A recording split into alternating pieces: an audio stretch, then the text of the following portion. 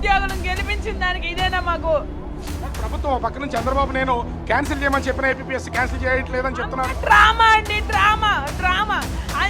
ఏకపక్షాన్ని ప్రతిపక్షం లేకుండా గెలిపించిన దానికి మాకు బాగా చేశారండి. కూటమి కూటమి అని ఈ రోజు ఎక్కడున్నారండి? యువగలమని నారా లోకేష్ గారు ఎక్కడున్నారు?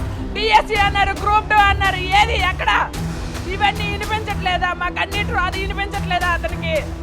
రేపొద్దున ఎగ్జామ్ పెట్టుకుని మీరు అంతా ఇలా చేస్తారు అంటే రేపొద్దున ఎగ్జామ్ పూర్తిగా అందరూ కూడా మానేస్తారు ఎగ్జామ్ రాయకుండా? మానేస్తాం, ఇంకా మానేస్తాం. ఇంకెందుకంటే మాకు ఇది రాసిన లేని అవకాశం లేదు. వాళ్ళు గవర్నమెంట్కి బెనిఫిట్ అవ్వాలని నోటిఫికేషన్ ఏదో కోర్టు ద్వారా అది ఇది చేసి ఎగ్జామ్ పెట్టేసి ఈ 900 పోస్టులతో మళ్ళీ వాళ్ళు ఎగ్జామ్ వాళ్ళ గవర్నమెంట్లో ఏదో మేము కల్పించామన్నట్టు చూపించడం కోసం ఇదంతానండి. ఇదంతా హై డ్రామా ప్లే చేస్తుంది.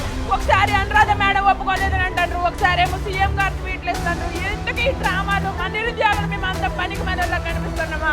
వాళ్ళకి అర్థం కావట్లేదు. వాళ్ళ భవిష్యత్తు ఇక్కడ మా మీదే ఉంది.